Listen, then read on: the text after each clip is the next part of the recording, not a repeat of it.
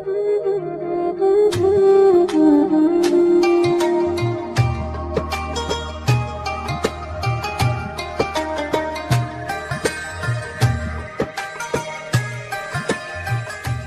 warahmatullahi wabarakatuh. Alhamdulillahi rabbil alamin wa bihi nasta'in ala umuri dunya waddin. Asyhadu an la ilaha illallah wahdahu la syarika lah wa asyhadu anna Muhammadan abduhu wa rasuluhu la nabiyya ba'dah. Raditu billahi rabba wa bil islami dina wa bi Muhammadin nabiyya wa rasulah. Para pecinta dan sahabat dakwah pencerahan dimanapun Anda berada, syukur kita kepada Allah pada hari ini, hari yang ke-27 Ramadan 1442 Hijriah. Kita masih diberi kesehatan oleh Allah untuk bisa hidup lebih baik, untuk bisa beribadah lebih baik, untuk mempersembahkan sebuah ibadah yang sempurna dalam hidup kita. Mudah-mudahan dengan kesyukuran itu Allah Subhanahu wa taala senantiasa menambah nikmat karunia-Nya kepada kita. Bersalawat kita kepada Rasulullah SAW dengan ucapan Allahumma salli ala Muhammad wa ala ali Muhammad. Para pecinta dan sahabat dakwah pencerahan rahimakumullah, pada kesempatan kali ini kita akan coba lihat beberapa riwayat yang mengetengahkan kepada kita tentang kesederhanaan hidup Rasulullah SAW. Seperti apa kesederhanaan hidup Rasulullah? Inilah yang akan kita coba telusuri dari beberapa riwayat yang memberikan gambaran kepada kita bersama. Rasulullah SAW merupakan seorang hamba yang merasa cukup dengan apa yang dia miliki dan beliau tidak mementingkan dunia. Beliau merupakan sosok manusia yang sangat qanaah dalam hidup ini. Beliau lebih mementingkan kehidupan akhirat, ya, kemudian mencukupkan makanan yang ada pada dirinya, atau beliau tidak berlebih-lebihan dalam soal makanan. Dalam sebuah riwayat dari Simak bin Harf, ya, an Simak bin Harf qala sami'tu Nu'man bin Bashir yaqul alastum fi ta'amin wa syarabin ma syi'tum. Laqad ra'aitu nabiyakum sallallahu alaihi wasallam wa ma yajidu minad daqal ma yamla'u batnah. Dari Simak bin Harf, ia berkata, aku mendengar Nu'man bin Bashir berkata, bukankah sekarang kalian bisa makan minum sesuka hati? Sungguh aku telah melihat kondisi Nabi SAW, Nabi kalian yang tidak mempunyai persediaan bahan makanan pokok, sekalipun kurma berkualitas buruk untuk mengganjal perutnya. Inilah yang disampaikan oleh Nu'man bin Bashir yang didengar oleh Simak bin Harf, bahwa Rasulullah SAW tidak mempunyai makanan, walaupun makanan itu hanya sejenis kurma yang kualitasnya sangat rendah atau kualitasnya sangat jelek sekali. Jadi di sini Nu'man ingin membandingkan kondisi ketika Rasulullah SAW hidup, di mana saat itu sangat susah, di mana kaum muslimin sangat sulit mendapatkan bahan makanan, begitu juga Rasulullah SAW. Kemudian dibandingkan dengan kondisinya ketika Nu'man atau juga ketika si Simak, ya, pada masa mereka yang memang banyak makanan yang bisa untuk dipilih mana yang akan kita makan. Maka mereka mencoba membandingkan kondisi itu, di mana Rasulullah SAW tidak punya bahan makanan walaupun hanya sejenis kurma yang kualitasnya sangat jelek sekali. Begitulah kondisi kesederhanaan Rasulullah SAW. Lalu Aisyah juga menceritakan, an Aisyah qalat in kunna ala Muhammadin namkuthu sahran ma nastawqidu binar in huwa illab tamru wal ma'. Kata Aisyah, dahulu dapur kami atau keluarga Rasulullah SAW tidak pernah menyala selama sebulan penuh. Coba kita bayangkan apa yang diceritakan oleh Aisyah ini. Sebulan penuh dapur Rasulullah tidak pernah menyala.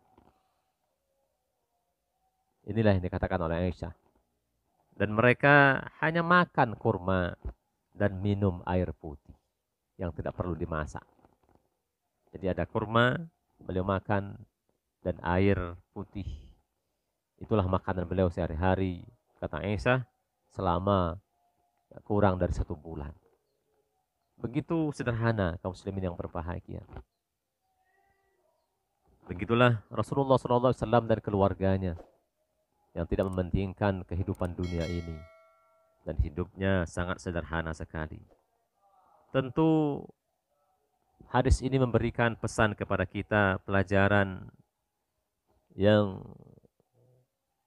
memberikan sebuah pembelajaran dalam hidup kita, bahwa di mana tersirat nilai kekayaan dunia ini begitu rendah di sisi Allah Subhanahu wa taala.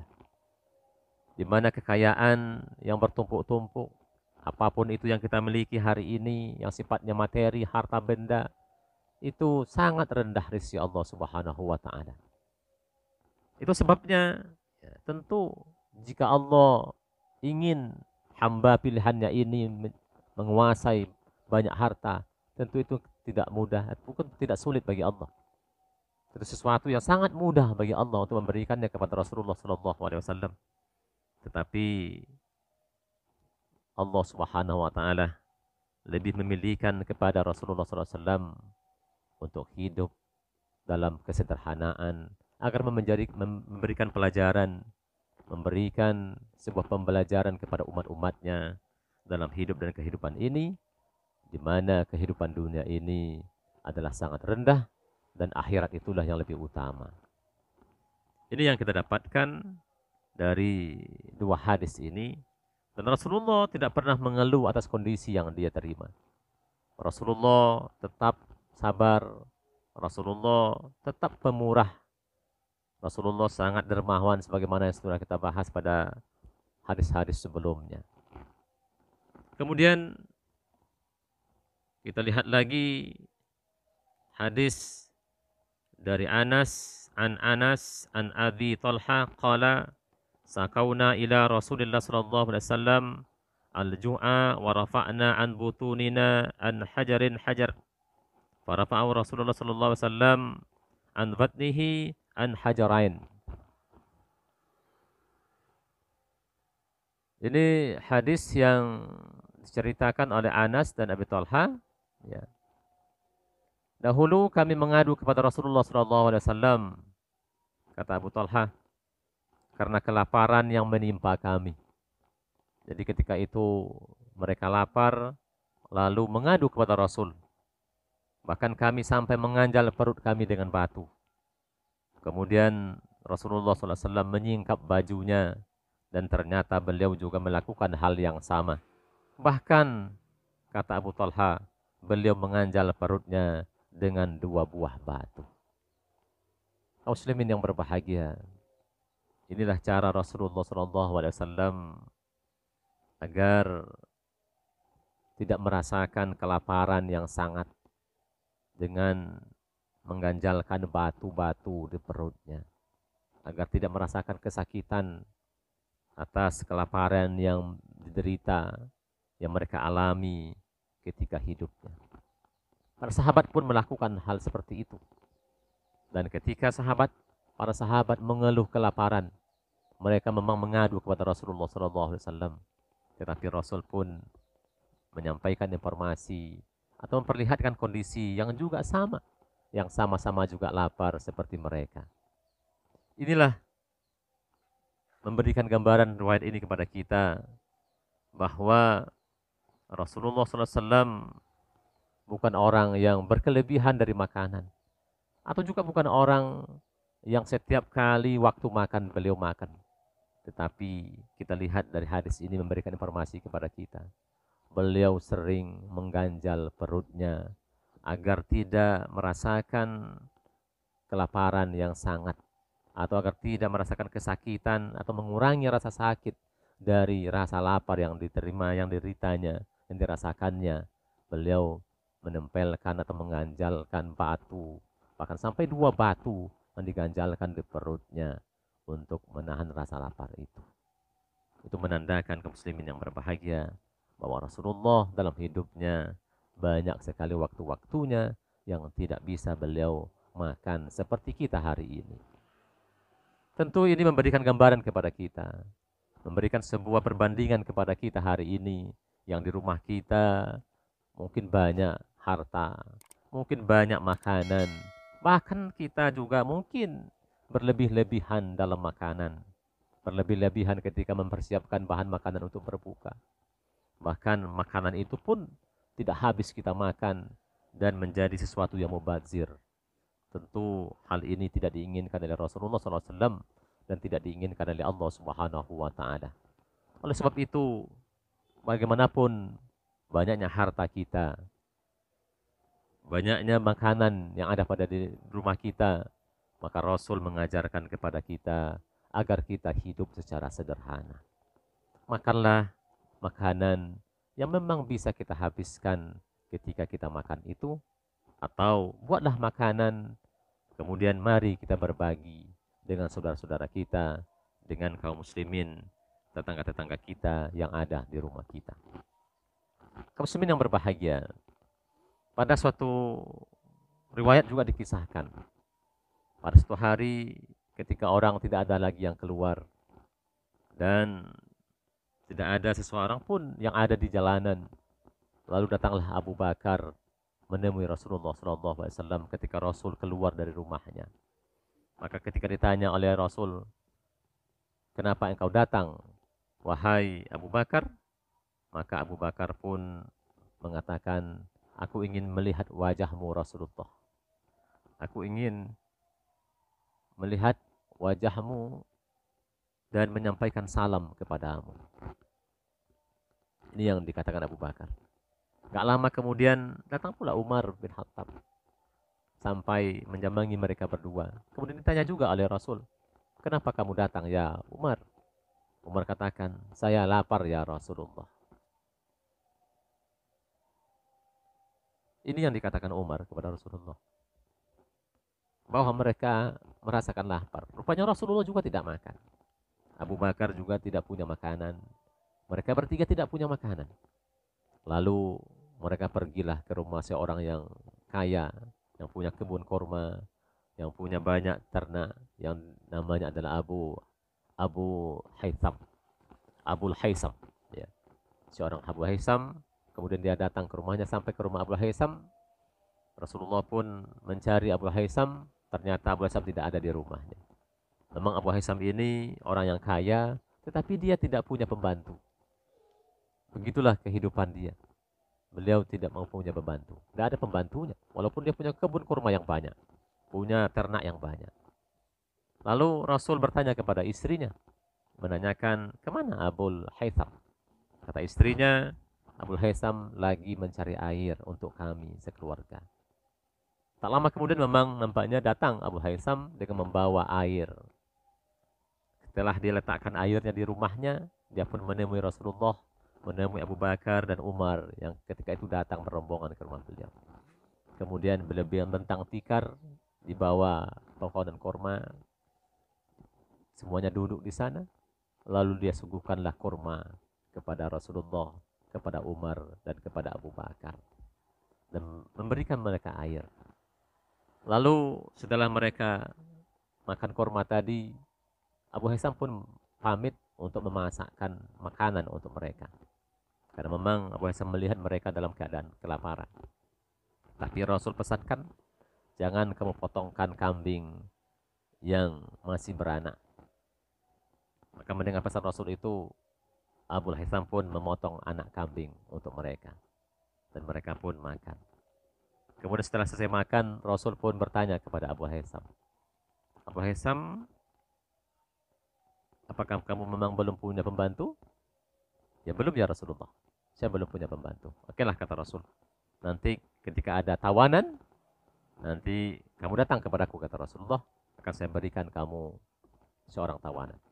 Lalu setelah ada peperangan, lalu ada tawanan perang, 2 orang tawanan perang yang berada di kaum muslimin, Abu Hisam pun datang menerima Rasulullah. Maka Rasulullah menawarkan salah seorang dari 2 orang itu kepada Abu Hisam.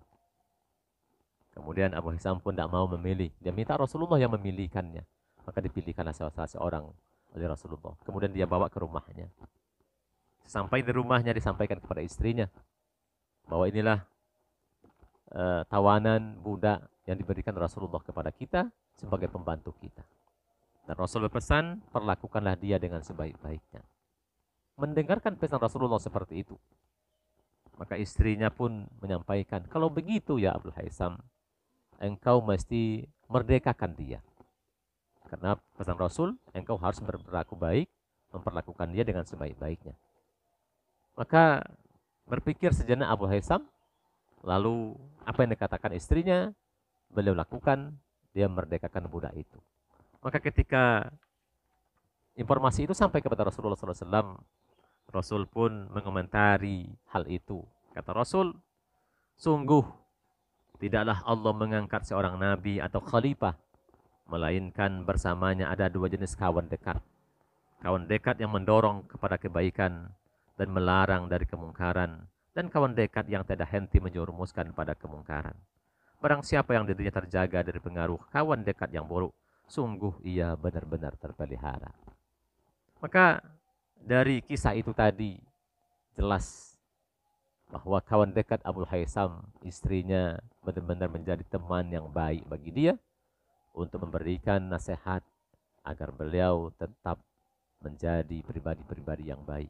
Dan kadang-kadang kita dalam hidup ini banyak kawan dekat kita yang menjerumuskan kita, yang membuat kita hidup bermewah-mewah, yang membuat kita hidup dalam kondisi yang luar biasa hebatnya, berbangga-bangga dengan berbagai macam harta yang ada pada diri kita. Dan kawan dekat kita kadang-kadang membuat kita begitu antusias untuk mengejar dunia ini. Maka tentu hal itu membuat kita rugi dalam hidup ini. Karena kata Rasulullah, barang siapa yang dirinya terjaga dari pengaruh kawan dekat yang buruk, maka sungguh ia benar-benar terpelihara. Maka kaum muslimin yang berbahagia, tentu siapapun yang ada di rumah kita, suami atau istri kita, sebagai kawan dekat kita, hendaknya memberikan sebuah nasihat, memberikan sebuah argumentatif, apapun itu dalam mengelola kehidupan dunia ini, yang benar-benar membuat kita akan terjaga ketakwaan kita, yang terpelihara kesederhanaan hidup kita, dan mudah-mudahan seperti itu kaum muslimin yang berbahagia, kita betul-betul terjaga dari hal-hal yang tidak diinginkan, yang dimurkai oleh Allah dan Rasulnya. Demikianlah kaum muslimin yang berbahagia, itu beberapa hadis yang meriwayatkan kepada kita, yang menceritakan kepada kita tentang kesederhanaan hidup Rasulullah SAW. Di samping pernah kita bahas juga ketika membahas makanan Rasulullah, bahwa Rasulullah memang makan, tidak pernah makan roti dan daging dalam 2 kali makan dalam sehari, kecuali beliau menjamu tamu.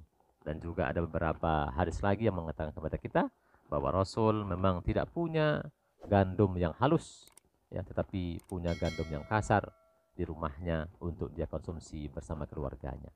Inilah kesederhanaan yang tentu juga menjadi iktibar bagi kita, pembelajaran bagi kita, agar senantiasa hidup sederhana.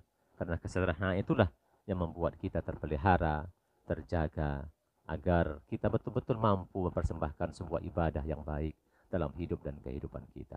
Nasrun minallah wa fathun qarib wa basyiril mu'minin. Wassalamualaikum warahmatullahi wabarakatuh.